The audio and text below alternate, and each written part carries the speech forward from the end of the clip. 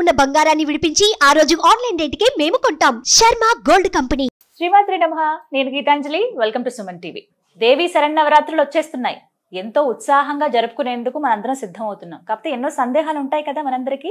ప్రత్యేకంగా ముందు రోజు మహాలయ అమావాస్య తర్వాత రోజు నుంచే ప్రారంభం అవుతుంది. అందులో గ్రహణం వచ్చింది అంటున్నారు ఈసారి. మరి ఎలాగా? అందరూ మనం ఏంటంటే ముందుగానే సిద్ధమైపోతాం. మరి ఆ రోజు శుభ్రపరచుకుంటే అది లెక్కలోకి రాదా? మళ్ళీ తర్వాత రోజు మళ్ళీ శుభ్రపరచుకోవాలా? అసలు మొత్తంగా ఈ నవరాత్రులన్నాళ్ళు మన దగ్గర ఏ వస్తువులు ముందుగానే సిద్ధంగా ఉండాలి, ఏ వస్తువులు ఉండకూడదు, ఏవి ఉండాలి, వీటి గురించి తెలుసుకుందాం. అలాగే మనం ఎక్కువగా ప్రిపేర్ అయ్యేది అమ్మవారి పూజలు అనగానే రంగులకు ఎక్కువ ప్రాధాన్యత ఇస్తూ ఉంటాం. ఎలాంటి వస్త్రాలు ముందుగా మనం సిద్ధపరచుకోవాలి, అలాగే దాంతో పాటుగా నియమాలు ఎలాంటివి మనందరం పాటించాలి. ముందుగానే మనం అన్ని ప్రిపేర్ అయిపోతే అప్పటికప్పుడు హడావిడి పడకుండా అన్ని చాలా జాగ్రత్తగా చేసుకోవచ్చు. మరి వీటి గురించి తెలుసుకుందాం వివరాలు. ప్రత్యేకంగా వీడియో అంతా కూడా వీక్షించమని కోరుతానండి. నేను సేవ్ చేసి పెట్టుకోండి. వీడియో మీకు ఉపయోగపడుతుంది, ఎందుకంటే 10 రోజులు ముందుగానే వీడియో అనేది అందిస్తూ ఉన్నాం. తెలుసుకుందాం. వీటన్నిటి గురించి కూడా వివరించేందుకు ప్రస్తుతం మనతో పాటు ఉన్నారు. గత 15 సంవత్సరాలుగా 30,000కు పైగా జాతకాలను పరిశీలించి వాళ్ళలో మార్పును తీసుకొచ్చి వాళ్ళకి అభివృద్ధి వైపు దారి చూపించినటువంటి ప్రముఖ జ్యోతిషులు బ్రహ్మశ్రీ నందిబట్ల శ్రీహరి శర్మ గురువు గారు మనతో పాటు ఉన్నారు. వారితో మాట్లాడదాం. గురుగారు నమస్కారం అండి. వాగర్థావివ సంపృక్తౌ వాగర్థ ప్రతిపత్తయే జగతః పితరౌ వందే పార్వతీ పరమేశ్వరౌ ఆదిత్యాయ చ సోమాయ మంగళాయ బుధాయ చ గురు శుక్ర శనిభ్యశ్చ రాహవే కేతవే నమః. శృంగేరి జగద్గురు పీఠాధిపతులకి, కంచి పీఠాధిపతులకి నమస్కారములు తెలియజేసుకుంటూ కార్యక్రమాన్ని ప్రారంభిద్దాం. గురుగారు, మరి ఈ నవరాత్రి పూజకు సిద్ధపరచుకోవాల్సిన వస్తువులు ఏంటో వివరిస్తారా? ప్రధానంగా వస్తువుల కన్నా ఈ నవరాత్రికి సంబంధించి సిద్ధపరచుకోవాల్సినటువంటిది నిర్మలమైనటువంటి భక్తి, విశ్వాసం. ఏ కోరిక లేకుండా అమ్మ కరుణిస్తే చాలు, అమ్మ దయ ఉంటే చాలు, అన్నీ ఉన్నట్టే ఈ ఒక్క వాక్యాన్ని మనసులో పెట్టుకొని అమ్మ అనుగ్రహం కోసం మనం ఆరాటపడి పోరాటం చేయాల్సిందే. ఈ 9 రోజులు తప్పకుండా అమ్మవారి అనుగ్రహం కలుగుతుందమ్మా. ఇక నిండైనటువంటి విశ్వాసంతో ఆ సోమవారం 22వ తారీఖు రోజు నుంచి ప్రారంభం చేసుకొని అమ్మవారికి ముఖ్యంగా ఇష్టమైనటువంటిది కాంతి, దీపారాధన. కాబట్టి చక్కగా అవకాశం ఉంటే వీక్షించేటువంటి ప్రేక్షకులు కూడా అఖండ దీపారాధన చేసుకోగలిగే అవకాశం ఉంటే అఖండ దీపారాధన చేయవచ్చు. లేదు, ఉన్నంత వరకైనా సూర్యోదయం నుంచి ప్రభృతి మొదలుకొని సూర్యాస్తమయం మనం నిద్రించేంత వరకైనా కానీ దీపారాధన ఉండేటట్టుగా చూసుకోవాలి.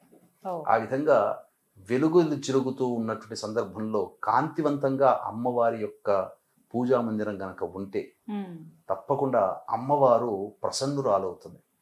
ఎందుకంటే పూర్వకాలంలో ఇప్పుడు వచ్చాయి విగ్రహాలు, కానీ పూర్వకాలంలో కేవలం జ్యోతిని మాత్రమే ఆరాధన చేసేవాడు.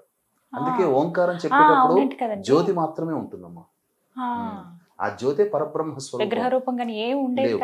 మనం ఈ మధ్య వచ్చాయి దేవాలయాల్లో, అంటే ఒక కొన్ని వేల సంవత్సరాల మొట్టమొదటి పరంజ్యోతి అని చెప్పి, అంటే ఈ విధంగా దీపారాధన చేసుకోవాలి.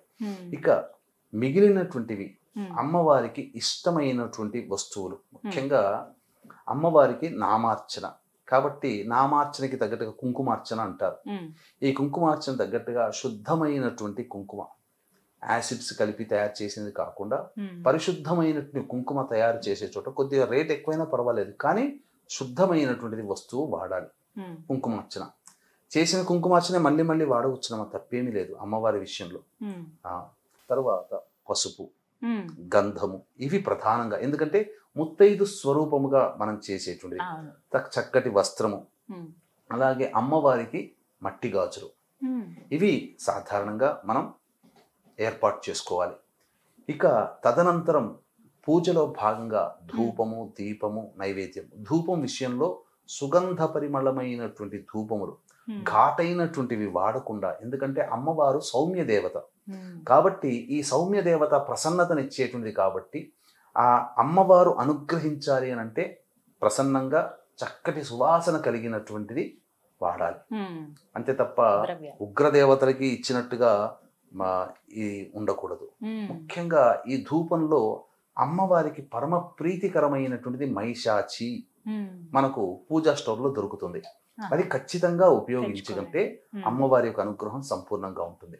ఇక నైవేద్య విషయంలో గనక చూసుకున్నట్లయితే అమ్మవారికి ఏ రోజుకి అలంకారానికి ఆ రోజు అలంకారం ఏ విధంగానైతే దేవాలయాల్లో చేస్తుంటారో, ఏ రోజు అనగా మనకు విజయవాడ కనకదుర్గ అమ్మవారి యొక్క ఆరాధనే ప్రధానంగా మనం చూసుకుంటాం కాబట్టి ఉభయ తెలుగు రాష్ట్రాలలో సంబంధించి ఆ కనకదుర్గ దేవాలయం విజయవాడ వాళ్ళు అందించినట్టు ప్రకారం ఏ నైవేద్యంలో ఏ రోజు చేయాలో ఆ నైవేద్యాలు కనుక చేసుకుంటే, ఏదో ఇంటి నిండా పెట్టాలని కాదు, మనకు శాస్త్ర ప్రమాణాన్ని అనుసరించి శక్తి కొలది చేయవచ్చు.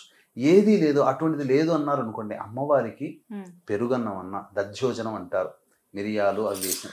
శక్తి లేనటువంటి వాళ్ళు అమ్మవారికి ఎంతో ప్రీతికరమైనటువంటి దధ్యోజనము, బెల్లం పాయసము, పులిహోర ఇవన్నీ కూడా చేయవచ్చు. ఈ పులిహోరలో చేసేటువంటి విధానంలో కూడా నువ్వులతో చేసినటువంటిది, కొబ్బరి కూరతో చేసినటువంటిది ఇవి కూడా మనం తయారు చేసుకోవచ్చు. కాబట్టి అమ్మవారికి నైవేద్యాల విషయంలో శ్రద్ధ వహించాలి, శుచి శుభ్రతగా పాటించాలి. ఇక అన్నిటికంటే ప్రధానముగా ఇల్లంతా కూడా పరిమళ భరితముగా ఉండాలి. అంటే సెంటు కొట్టమని కాదు, ఇల్లంతా కూడా సుగంధ ద్రవ్యములతో ప్రధానముగా నింపుకోవాలి.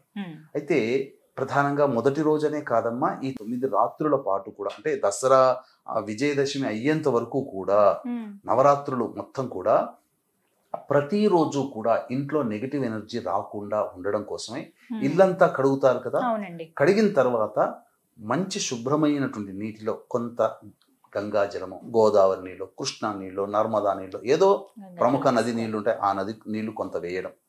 వేసిన తర్వాత అందులో గళ్ళ ఉప్పు, మెత్తటి ఉప్పు, అయోడైజ్డ్ కాదు, గళ్ళ ఉప్పు, అలాగే జాజికాయ, జాపత్రి పిండి చేసి అది, తర్వాత కుంకుమ పువ్వు, చక్కటి పసుపు, అలాగే గోఅర్కం అంటే గోపంచకం వేసి అంతా కడియెత్తి పెట్టి, ఆ ముందుగా ఆ రోజంతా ఇల్లంతా శుభ్రపరుచుకుంటాం కదా, మళ్ళీ ఒక మారు పలుచడి బట్ట తడిపి మళ్ళీ ఒకసారి ఆ విధంగా చేస్తే దేవతా శక్తి ఆవహిస్తుంది. ఆవహించినటువంటి దేవతా శక్తి స్థిరంగా ఉంటుంది, మళ్ళీ వెళ్లకుండా. అసలు నెగటివ్ ఎనర్జీ పోవడం కోసం కూడా ఈ ప్రక్రియ ప్రతిరోజు ఇలా చేసుకుంటే చాలా మంచిది, ఉదయము సాయంత్రం. అప్పుడు ఏమైపోతుందంటే ఒక 2 రోజులు చేసి చూసిన తర్వాత ఇల్లంతా కూడా ఏదో ఒక శాంటిటీ, ఒక పవిత్రత, ఒక ప్రశాంతత, ఒక ఆనందం. చేస్తున్నటువంటి వాళ్ళకి కూడా కుటుంబ సభ్యులందరూ సహకరించడం మొదలు పెడతారు. ఇవన్నీ ఈ వాతావరణం అంతా దైవిక వాతావరణం కనిపిస్తుంది. ఈ విధంగా చేసుకోవాలమ్మా. తర్వాత అమ్మవారికి ఖచ్చితంగా తాంబూల ప్రీతి కాబట్టి ఖచ్చితంగా తాంబూలం అనేటువంటిది అమ్మవారికి పెట్టాలి. ఆ తాంబూలాన్ని కుటుంబ సభ్యులు తీసుకోవచ్చు, తప్పేమీ లేదు. 10 రోజులకు సరిపడా అది కూడా సిద్ధపరచుకోవాలి. శక్తి ఉంటే, ధనవంతులైతే ప్రతిరోజు ఒక ముత్తైదుని ఒక రూపంగా, మొట్టమొదటి బాలా త్రిపుర సుందరి రూపం కాబట్టి అమ్మాయిని 9 ఏళ్ల లోపల ఉన్న అమ్మాయిని పిలిపించి బాలాగా వచ్చి అమ్మాయిని చక్కగా బట్టలు పెట్టి అమ్మాయికి పాద ప్రక్షాళన చేసి అమ్మవారి లాగానే పూజించుకోవచ్చు. తర్వాత ప్రతిరోజు ఒక్కొక్క అవతారంగా అమ్మవారిని భావన చేసి ఆ యొక్క వ్యక్తికి చక్కగా వస్త్రములు, దక్షిణ, ఇంట్లో భోజనం పెట్టడం చేయొచ్చు. శక్తి లేని వాళ్ళు కూడా ఉంటారు. ఉన్నప్పుడు ప్రధానంగా 10వ రోజున, విజయదశమి రోజున 3 ముత్తైదులైనా కానీ కనీసం, లేదా ఒక్కరికైనా కానీ పిలిపించి ఆ ముత్తైదుకి సంబంధించినటువంటి, అమ్మవారికి సంబంధించినటువంటి వస్తువులు, పూజలో వాడినటువంటి వస్తువులు ఇవ్వవచ్చు, దానం చేయవచ్చు. ఈ విధంగా చేసుకుంటే ప్రసన్నురాలు అవుతుందమ్మా. అమ్మవారి యొక్క అనుగ్రహం కలిగింది. ఇంకా చెప్పాలి అంటే కొన్ని నియమాలు పాటించాలి. సాధ్యమైనంత మేర మౌనంగా ఉండడానికి ప్రయత్నం చేయాలి. ఎల్లప్పుడూ కూడా 22వ తారీఖు నుంచి మొదలుకొని విజయదశమి అయ్యేంత వరకు కూడా ఎప్పుడూ కూడా శ్రీమాత్రే నమః, శ్రీమాత్రే నమః, శ్రీమాత్రే నమః, వంట వండుతున్నా, స్నానం చేస్తున్నా, ఇలా ఏది చేస్తున్నా, ఒక్క కాలకృత్యాదులు తీర్చుకునే సమయంలో తప్ప, స్నాన అశౌచ సమయంలో, దంతధావనం, ఈ 3 సమయాల్లో తప్ప ఎప్పుడు కూడా శ్రీమాత్రే నమః, శ్రీమాత్రే. వంట వండుతున్నా, మామూలు రోజుల్లో వంటకి ఇలా నామజపం చేస్తూ వండి అమ్మవారికి ఇచ్చిన నైవేద్యం పెట్టుకున్నటువంటి పూజించడం ఎంతో అమృతంగా ఉంటుంది. ఇంకా జుట్టు విరబూసుకొని ఉండకూడదు. తలస్నానం ప్రతిరోజు చేయాల్సినటువంటి అవసరం ఏమీ లేదండి. మొదటి రోజు తలస్నానం చేయవచ్చు. స్త్రీ వరకు మనకు చెప్పబడినటువంటి ధర్మశాస్త్రం ప్రకారము నిద్ర నుంచి లేవగానే నీళ్లు చల్లుకుంటేనే స్నానం చేసిన ఫలితం. పురుషుడికి మాత్రం ప్రతిరోజు స్నానం ఆచరించాలి, తల స్నానం. పైగా ఈ 9 రోజుల పాటు అతి పవిత్రముగా దాంపత్యం లేకుండా ఉంటారు కాబట్టి ప్రతిరోజు స్నానం చేయాల్సిన అవసరం అయితే లేదు. వాస్తవానికి శాస్త్ర ప్రకారం చేయగలిగే ఓపిక శరీరం సహకరిస్తే చేయవచ్చు, చేయకపోయినా తప్పులేదు. కానీ లేవగానే కొన్ని నీళ్లు పుండరీకాక్ష అనుకుంటూ 3 సార్లు అనుకుంటూ శిరస్సులో చల్లుకుంటే చాలు. ఇలా ఈ విధంగా ప్రతిరోజు కూడా నిర్మలమైన మనస్సుతో దాంపత్య జీవితానికి బ్రహ్మచర్య వ్రతాన్ని పాటిస్తూ చక్కగా చేసుకోవాలమ్మా. ఇది ఈ నియమాలు పాటించాలి. ఆహార నియమాల్లో ఏమైనా ఉన్నాయండి? అంటే ఇవి ఖచ్చితంగా తినకూడదు ఈ నవరాత్రుల్లో అంటే ఏమైనా? ఇక్కడ ప్రధానంగా అమ్మవారికి సంబంధించి అంటే రజోగుణాన్ని పెంపొందించే ఆహారాలు, మద్యము, మాంసము తినకూడదు. అలాగే ఉల్లిపాయ, వెల్లుల్లి ఇలాంటివి తినకూడదు, అస్సలు వాడకూడదు. కాబట్టి శాంతపరిచే గుణాలు, సౌమ్యంగా ఉండేటువంటిది, సాత్వికమైనటువంటి ఆహారమే భుజించాలి. మసాలాలు ఇవన్నీ వాడకూడదమ్మా. ఈ 9 రోజుల పాటు పూర్తి శాకాహారం అనేటువంటిది ఉంటే అమ్మవారు చాలా ప్రీతిగా పాత్రలు అవుతుంది. కలశం ఖచ్చితంగా సిద్ధపరచుకోవాలా అండి? ఖచ్చితంగా పెట్టుకోవాలా మేము? ఎందుకంటే మొదటిసారి చేసే వాళ్ళు ఉంటారు, మేము ఈసారి నవరాత్రులు చేసుకుందాం అనుకుంటున్నాం అండి దీక్షగా, మరి ఖచ్చితంగా కలశం పెట్టాలా అని అడుగుతారు గురుగారు. మరి పూర్వకాలంలో పటాలు కానీ విగ్రహాలు కానీ లేవు కాబట్టి జ్యోతిగా ఆరాధించేవాళ్ళు. తదనంతర కాలంలో నీరు ఉన్న చోట దైవం ఉంటుందని సూక్తి కాబట్టి కలశంలో నీటిని నింపి అందులో పూర్ణ ఫలము, కొబ్బరికాయని పూర్ణ ఫలం అని అంటారు. కారణం ఏంటంటే బ్రహ్మాండం అంతా అందులోనే ఉంది. బ్రహ్మాండానికి స్వరూపమే కొబ్బరికాయ. అందుకనే ఈ యొక్క భూమండలాన్ని, బ్రహ్మాండాన్ని దానం చేయాలంటే ఎవరికి శక్తి కాదు కాబట్టి కొబ్బరికాయ దానం చేస్తే బ్రహ్మాండాన్ని దానం చేసిన పుణ్య ఫలితం వస్తుంది. అందుకనే సమస్త బ్రహ్మాండము ఆ కొబ్బరికాయ స్వరూపంగా అని కాబట్టి, సకల దేవతా స్వరూపం కాబట్టి ఏ పూజ చేసినా పూర్ణ ఫలం కలశము, కలశం మీద, కలశం లోపల కొన్ని ఆ పత్రములు, పంచపల్లవాలు, దాని మీద కొబ్బరికాయ. అయితే కలశాన్ని పెట్టుకునేటువంటి అవకాశం ఉండగలిగి అంటే దాన్ని నిలుపుకోగలగాలి. అంటే ఏంటి, కలశం అనేది పెట్టిన తర్వాత మొట్టమొదలు ఆవాహన ప్రాణప్రతిష్ఠ చేయాలి. ఈ ప్రాణప్రతిష్ఠ మంత్రము మామూలుగా చూసే పుస్తకాల్లో దొరకదు, మామూలుగా పూజా పుస్తకాల్లో దానికి ఒక మంత్రం. అందుకనే పూజారిని ఆ విధంగా నియమించుకునేవాళ్ళు. చాలా మంది సాధారణంగా ప్రాణప్రతిష్ఠ మంత్రాన్ని ఇవ్వరు.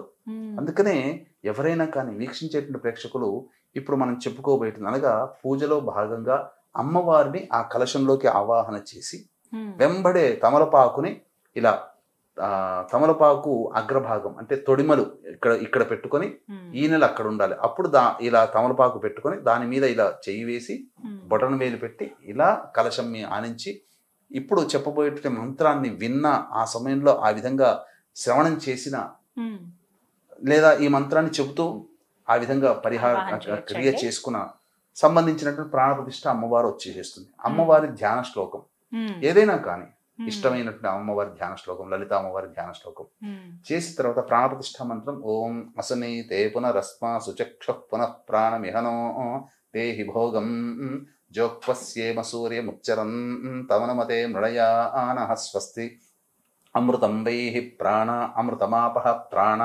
నేవయథాస్థానముపహ్వయతే. ఈ మంత్రాన్ని చక్కగా చేసుకోవచ్చు. ఈ మంత్రాన్ని చదవలేని వాళ్ళు మేము సరిగ్గా విన్నామో లేదో అని చెప్పి సందేహం ఉంటుందమ్మా. అటువంటి వాళ్ళకి ఏమీ లేదమ్మా. భావన ఇక్కడ మంత్రంలో అర్థమే కదా మనం చేసేది. మన భావన, మన అర్థం అమ్మవారికి అంటే ఏంటి, ఆ విధంగా తమలపాకు పెట్టి ఎంతో ప్రేమగా ఆహ్వానం చేస్తే వచ్చావమ్మా, నిండుగైనటువంటి హృదయంతో, కరుణా హృదయంతో వచ్చావు, నేను చేసే పూజలో నిక్షిప్తమై ఉన్నావు కాబట్టి నీ అద్భుతమైనటువంటి దేవతా శక్తి ఇక నుంచి నా పూజ పూర్తి అయిపోయి ఇక చాలమ్మా నీ పూజ పూర్తి చేసుకున్నాను అనేంత వరకు ఆ ప్రాణశక్తి ఈ కలశంలో, నీ దివ్యశక్తి కలశంలో ఉండే విధంగా కరుణించు మాత అనే భావాన్ని తలుచుకొని ఆ విధంగా చేసినా చాలమ్మా ప్రాణప్రతిష్ఠ అవుతుంది. ఖచ్చితంగా ప్రాణప్రతిష్ఠ. వీడియో సేవ్ చేసుకుంటే మీరు అన్నది వింటూ అలా చేసుకున్న ప్రాణప్రతిష్ఠ. తర్వాత ఈ ప్రాణప్రతిష్ఠ అయిపోయిన తర్వాత ప్రతిరోజు కూడా త్రికాలాలలో కనీసం ఉదయం లేదా సాయంత్రం అయిన సంధ్యా సమయంలో ఈ సంబంధించినటువంటి పూజాది కార్యక్రమాలు పంచోపచార విధానంగా కలశం పెట్టుకుని ఆనవాయితీ ఉంటే ఖచ్చితంగా చేసుకోవాలి. కానీ చాలా మందికి కలశం ఏదో పెట్టుకుంటారు, పూజ చేసుకుంటారు, కానీ ప్రాణప్రతిష్ఠతో కూడుకున్న ఉన్నప్పుడు 9 రోజులు చేయగలిగే శక్తి ఉంటే 9 రోజులు చేయవలసిందే. ఇక మళ్ళీ ఉద్వాసన ఆఖరి రోజున ఉద్వాసన మంత్రంతో చెప్పాలి. అలాగే అఖండ దీపం కూడా వెలిగిస్తారండి, ఇది కూడా నియమమా? ఖచ్చితంగా ఉండాలా లేకపోతే వారి ఇష్టమేనంటారా? ఎవరి ఇష్టానుసారం. ఎందుకంటే అఖండ దీపము అనేటువంటిది ఆ 9 రోజులు పూజ చేసుకుంటూ ఉంటే దేవతాశక్తిని ఆహ్వానం చేసినప్పుడు అఖండ దీపం ఉందనుకోండి, ఆ దేవతాశక్తికి కూడా మార్గం. అఖండ దీపం ఉన్న చోట ఏ యొక్క నెగిటివ్ ఎనర్జీ పాస్ కాదు. ఖచ్చితంగా రాక్షస గణం ఆ ఇంట్లో ప్రవేశించదు, దేవతాశక్తికి చిహ్నం. అందుకనే మీరు గమనించుకుంటే అనేక దేవాలయాల్లో అఖండ దీపారాధన ఉంటుంది. కాబట్టి ఈ దీపం వెలుగుతున్నంత వరకు కూడా నెగిటివ్ ఎనర్జీ ఆ ఇంట్లో పాస్ కాదు. ఖచ్చితంగా అంటే వారి ఇష్టము, వారి శక్తి కొలది. కానీ ఈ 9 నవరాత్రుల పాటు ఖచ్చితంగా దీపం వెలుగుతూ ఉండాలి, అది జాగ్రత్తగా చూసుకోవాలి. పోకుండా ఒత్తి అనేటువంటిది ఎప్పుడు కూడా దాన్ని కాపాడుతూ ఉండాలి. ఇక ఖచ్చితంగా అందరికీ వచ్చేటువంటి సందేహం, నవరాత్రులు చక్కగా చేసుకుందామని ప్రారంభించామండి, అశౌచం వచ్చింది, ఏం చేయాలి? ఈ అశౌచం అనేటువంటిది సాధారణంగా అనేక రకాలుగా ఉంటుంది. ముఖ్యంగా కుటుంబంలో రక్త సంబంధీకులు ఎవరైనా మరణించినా ఈ అశౌచం వస్తుంది. ప్రారంభించిన తర్వాత ఏం చెయ్యాలి అనేటువంటిది, బాగా దగ్గరైనటువంటి రక్త సంబంధీకులు, ఒకే అన్నదమ్ముల పిల్లలు 11 రోజులు ఉంటుంది. మేనమామ లేదా మేనత్త ఉన్నప్పుడు పక్షిని అంటే 1.5 రోజులు లేదా 3 రోజులు కొన్ని ప్రాంతాల్లో. కాబట్టి మొదలు పెట్టిన తర్వాత ఇలాంటివి వచ్చినప్పుడు మనం ఏమీ చేయలేం, అంతే కదండి. కాబట్టి దాన్ని అవకాశం ఉంటే వచ్చే సంవత్సరంకైనా చేసుకోవచ్చు, లేదా కనీసము ఈ మైల తీరిన తర్వాత 3 రోజులో 1 రోజు అయినా కానీ శుద్ధి అవుతారు కదా, అప్పుడైనా చేసుకోవచ్చు. ఇంకొక రకమైనటువంటి ఆశౌచం ఏంటంటే ప్రధానంగా స్త్రీలకి సహజంగా వచ్చే ఋతుస్రావం. కాబట్టి పూజ ప్రారంభం చేసిన తర్వాత స్త్రీ ఋతుమతి కనుక అయితే ఆ సంబంధించి ఆ స్త్రీ ఆ దేవతా పరిసరాల్లో తిరగకుండా ఆ 3 రోజులు పూర్తిగా దూరంగా ఉండి ఇంట్లోని వ్యక్తులు పూజాది కార్యక్రమాలు చేయగలిగితే చేసుకోవచ్చు. కానీ ప్రస్తుత కాలంలో కుటుంబ సభ్యులు అందరూ ఆ సంబంధించినటువంటి పాటించలేకపోవచ్చు. ఎందుకంటే ఋతుమతి అయినటువంటి స్త్రీ మళ్ళీ వంట చేసే అవకాశం రావచ్చు. అటువంటిప్పుడు ఆ వంట చేసి వంటింట్లో ఉన్నప్పుడు అమ్మవారికి పెట్టే నైవేద్యం కానీ పూజా మందిరాల్లో చాలా మటుకు వంటింట్లోనే ఉంటుండే చాలా మంది. అటువంటి ఋతుమతి అయ్యి ఉండి అన్ని ముట్టుకోగలిగేటువంటి స్థితి కనుక ఉంటే ఇక అక్కడితో పూజ ఆఫ్ చేయడం మంచిది. లేదు అవకాశం ఉంది, దూరంగా ఉండగలుగుతాం, మాకే ఇబ్బంది లేదు, మాకు ఇంట్లో వాళ్ళు చూసుకుంటారు, నా భర్తో లేకపోతే నా సంతానమో చేస్తారు అనుకున్నప్పుడు అన్ని నైవేద్యాలు కూడా వాళ్ళే వండుకొని చేసుకోగలిగితే మంచిది. కానీ ఆ దేవతా పూజా పరిసర ప్రాంతాల్లో కనీసము ఆ ఋతుమతి అయినటువంటి స్త్రీ తాకిన గాలి కూడా ప్రవేశం చేయకూడదు. అంటే అసలు ఆ రూమ్ లో దేవతా మందిరంలో రాకుండా చూసుకోగలిగితే మంచిది. 3 రోజులు, 4వ రోజు కేవలం సంబంధించి ఇంటి బాగు చేసుకోవడానికి మాత్రమే అధికారం. 5వ రోజు నుంచి మళ్ళీ ఆవిడ పూజ చేసుకోవచ్చు, తర్వాత అక్కడి నుంచి వారు మళ్ళీ కొనసాగించుకోవచ్చు. అయితే ఇంకొక సందేహం అండి, దసరా రోజుతోటి పూజ అయిపోయినట్టేనా, ఇంకా కొనసాగించాలంటారా? అంటే శాస్త్ర ప్రకారం గనక చూసుకుంటేనమ్మా ఈ నవరాత్రులు అనేటువంటిది 9 రాత్రులుగా చేసుకుంటారు. కానీ అమ్మవారు షోడశ కళారూపిణి. మన అమావాస్య వెళ్ళిన పాడ్యం నుంచి మొదలుకొని పౌర్ణమి వరకు కూడా ఈ 15 కళలతో పక్షం రోజులు విరాజిల్లుతుండి అమ్మవారి కళ చేరి 16 కళలతో ఉండిపోతుంది. కాబట్టి పూర్వకాలంలో ఆచార సాంప్రదాయంగా అమ్మవారిని ఆరాధన చేసే దక్షిణాచారం కానీ, సమయాచారం కానీ, కౌళాచారం కానీ, వామాచారం కానీ వాళ్ళు కేవలం నవరాత్రులతోనే కాకుండా పౌర్ణమి వరకు కూడాను పూజాది కార్యక్రమాలు చేసి పౌర్ణమి రోజున పూర్ణాహుతి చేసుకుంటారు. అది కాబట్టి మరి ఇప్పుడు పౌర్ణమి వరకు చేయొచ్చు, పౌర్ణమి వరకు చేసుకోవచ్చు. ఎందుకనంటే ఇక్కడ చాలా మంది పూజలు చేసుకుంటూ ఉంటుంటారమ్మా. అంటే ఏంటి, ప్రతిరోజు ఎంతో భక్తిగా పూజ చేసుకుంటుంటారు. అందరికీ కూడా ప్రధానంగా ఏంటనంటే మన ఇంట్లో పూజ చేసుకున్నాం కానీ అమ్మవారి అనుగ్రహం ఇంకా విశేషంగా కలిగితే బాగుండును అని చెప్పి అని చాలా మందికి ఉంటుంది. కాబట్టి పైగా ఈసారి పౌర్ణమి తిథి ఉత్తరాభాద్ర నక్షత్రంతో వచ్చింది. సాధారణంగా రేవతి నక్షత్రంలో కానీ, అశ్వినిలో కానీ, లేదా భరణి నక్షత్రంలో కానీ ఆశ్వీజ పౌర్ణమి వస్తుంది. ఉత్తరాభాద్ర నక్షత్రంతో కూడుకున్నటువంటి ఆశ్వీజ పౌర్ణమి రావడం చాలా విశేషము. కాబట్టి దీన్ని దృష్టిలో పెట్టుకుని 6వ తారీఖు రోజున రాత్రి 7:30 8 గంటలకి మన పీఠం ఆధ్వర్యంలో ఈసారి ప్రత్యేకముగా వాంఛా కలపలత సిద్ధి హోమం అనేటువంటి చేయడం జరుగుతుంది. అలాగే దీంతో పాటుగా రాజరాజేశ్వరి హోమము సంబంధించినటువంటి అమ్మవారి హోమాలు అనేటువంటి వారాహి, రాజరాజేశ్వరి, దశమహావిద్యలో కొన్ని హోమాలు. వాంఛా కల్పలత అంటే వాంఛ అంటే కోరిక, కల్పలత అంటే మన కోరికని సిద్ధింపచేసే. ఈ అమ్మవారు ఎలా విచిత్రంగా ఉంటుందంటేనమ్మా, మనకందరికీ తెలిసింది వినాయకుడే, కానీ స్త్రీ రూపంలో ఉన్నటువంటి వినాయకి చేతిలో వీణ పట్టుకొని ఉంటుంది. చాలా విశేషమైనటువంటి అమ్మవారు, చాలా రహస్యమైనటువంటి అమ్మవారు. కానీ ఇది కేవలం ఉపాసన పరులు మాత్రమే చేసేది. అటువంటిది మన పీఠం ఆధ్వర్యంలో ఆ 6వ తారీఖు పౌర్ణమి రోజున రాత్రిపూట జరుగుతుంది. ఈ కార్యక్రమంలో నమోదు చేసుకున్నటువంటి వాళ్ళకి ఈ శక్తిపాతం చేసినటువంటి కరుంగలి మాల ఇవ్వడం జరుగుతుంది. ఈ విధంగా చాలా వరకు సందేహాలు నివృత్తి అయిపోయి వైజయంతి మాల కూడా ఇవ్వడం జరుగుతుంది. ఇవన్నీ ఎవరైతే హోమంలో పాల్గొంటారో వారికి.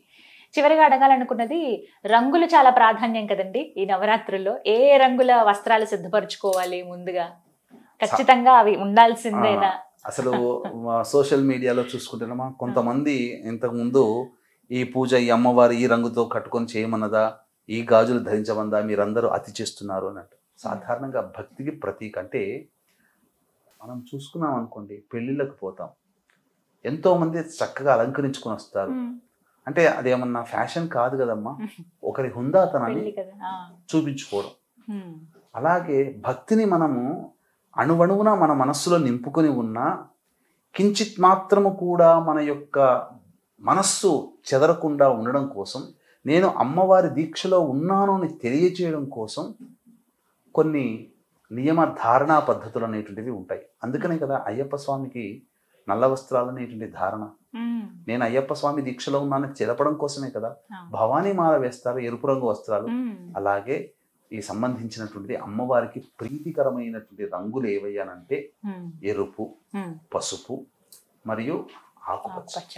కాబట్టి వీటిలో ఏదైనా కానీ అమ్మవారికి ఇష్టమైనటువంటిది ఈ సంబంధించినటువంటి రంగులు వేసుకోవచ్చమ్మా. గాజులు వేసుకోవచ్చు, చక్కగా బొట్టు కూడా పెట్టుకోవచ్చు, తప్పేమీ లేదు. ఇలా అమ్మవారు అంటే సాక్షాత్తు ఎలా ఉండాలంటే, పూజ చేసే స్త్రీమూర్తి అమ్మవారే అక్కడ పటంలో కనిపించే అమ్మవారు ఇక్కడ కూర్చుందా, దేవాలయంలో ఉన్న అమ్మవారు ఇక్కడ ఉందా అన్నట్టుగా నిండైనటువంటి ఉండాలి. అంటే చక్కగా సాంప్రదాయబద్ధంగా చీర ధరించాలి. అలాగే జుట్టు విరబూసుకోకూడదు. అలాగే చక్కగా పూలమాల ధరించాలి. నుదుటిన బొట్టు, స్త్రీకి లక్ష్మీ చిహ్నములుగా భావించబడేటువంటి స్థానంలో కుంకుమ ధరించాలి. నుదుటిన, శిరస్సున, కంఠమున ఇలా చక్కగా కాలికి అందెలు. అంటే అమ్మవారు నడిచి వస్తుంటే, అంటే సాక్షాత్తు అమ్మవారు. అసలు అమ్మవారి ఉపాసన పరులు కొంతమంది ఆడవాళ్ళని చూస్తే అసలు సాష్టాంగ ప్రణామం చేయాలనిపిస్తుంది. వాళ్ళని చూడగానే ఒక అలౌకికమైనటువంటి భక్తి భావం, సాక్షాత్తు అమ్మవారే దిగొచ్చినట్టుగా ఉంటారు, చక్కగా ఉంటారు. అలాగే ఈ రకమైనటువంటి విధానంలో లాగా చాలా మంది అమ్మవారు, ఇప్పుడు మనం చూసామనుకోండి, అనేకమైనటువంటి ఆహార విహారాల్లో కనుక చూస్తే వాళ్ళ యొక్క కనిపించే దృశ్యంలో కొన్ని వస్తువులు వాడు, లిప్స్టిక్ లాంటివి, ఇట్లాంటివి. అంటే సాధారణమైనటువంటి సాంప్రదాయానికి విరుద్ధంగా కొన్ని ధరిస్తూ ఉంటుంటారు.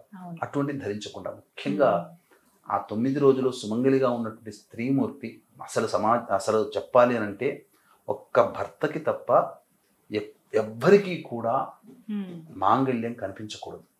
శాస్త్ర నియమం అది. మాంగళ్యం అనేటువంటిది ఎప్పుడైతే అలా బహిరంగ కనిపిస్తూ వేసుకుంటారు కదమ్మా, భర్తకి ఇబ్బందులు కలుగుతాయి. అందుకనే హరిశ్చంద్రుని యొక్క కథలో మీరు చూస్తే, చంద్రమతి భార్య ఆమెని గుర్తుపెట్టి, నీ మాంగళ్యం బంగారం కదా, అది అమ్ముకొని తీసుకురా అంటే, నా భర్తకి తప్ప ఎవరికి నేను కనబడదే, ఇతనే నా భర్త అని చెప్పి అప్పుడు గుర్తుపడుతుంది. కాబట్టి ఆనాటి ఆ సాంప్రదాయం అది. ఇదేం మహిమల్లాగా ఉండదు, కేవలం భర్తకు మాత్రమే కనబడి ఎవరికి అట్లని కాదమ్మా. ప్రతి స్త్రీమూర్తి ఆనాడు ఈ విధమైన నియమాలు పాటించారు కాబట్టి ఆనందంగా జీవించారు. ఇప్పుడు అన్ని కూడా బహిర్గతం అయిపోతున్నాయి. కాబట్టి చక్కగా నిజంగా సుమంగళి అన్నప్పుడు సుమంగళిగానే ఉండాలి. ఇలాంటి వస్త్రములు ధరించవచ్చు, గాజులు కానీ ఇవన్నీ వేసుకోవచ్చు. నిత్యం ఆ ఇంట్లో చక్కగా దేవతానామము జపిస్తూనే ఉండాలి. కోప్పడకూడదు, ఆగ్రహాలు తెచ్చుకోకూడదు, సాధ్యమైనంత మేరకు అసత్యం ఆడకూడదు. భర్తని పిల్లల్ని ప్రేమగా చూసుకో. అమ్మవారి యొక్క సంబంధించినటువంటిది ప్రేమ, కరుణ, దయ, క్షమాగుణము ఇవన్నీ కూడా ఆ 9 రోజులుగా ఉన్నట్టుగా ఉండాలి. చూడండి, ఖచ్చితంగా ఇలాంటి నియమాలు పాటించినటువంటి వ్యక్తులు ఖచ్చితంగా జీవితంలో అమ్మవారు ఏమి అడగకుండా అన్ని ఇస్తుంది.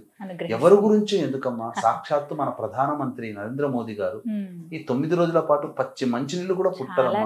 చాలా నియమంగా ఉంటారు. ఎక్కడికి పోయినా నిరాహారంగా 9 రోజుల పాటు అమ్మవారు, లేకపోతే ఆ శక్తి ఎక్కడి నుంచి ఇస్తుందమ్మా ఆయనకి? ఈనాటికి కూడా 70 ఏళ్ల వయసులో కూడా పరుగులు ఎడుతున్నాడే, భారతదేశాన్ని ఉన్నతమైన స్థానానికి తీసుకెళ్తున్నాడు. అంత శక్తి ఎక్కడి నుంచి వస్తుంది? ఒక నలుగురున్న ఇంటిని నడపడమే మనకు గగనం అయిపోతుంది. ఇన్ని కోట్ల మందిని అతను నాయకత్వం వహించగలిగాడనంటే ఏదో అల్లాటప్ప కాదమ్మా. దైవిక శక్తి ఉంటే తప్ప అవన్నీ కావు. దైవశక్తి ఆయనకు కలిగింది, మనం ఎందుకు సంపాదించుకోకూడదు? మనం కూడా అలాంటి నియమాన్ని పాటించుకోవాల్సిందే. చాలా చక్కగా చెప్పారండి. ఇవన్నీ కూడా సందేహాలు నివృత్తి చేశారు.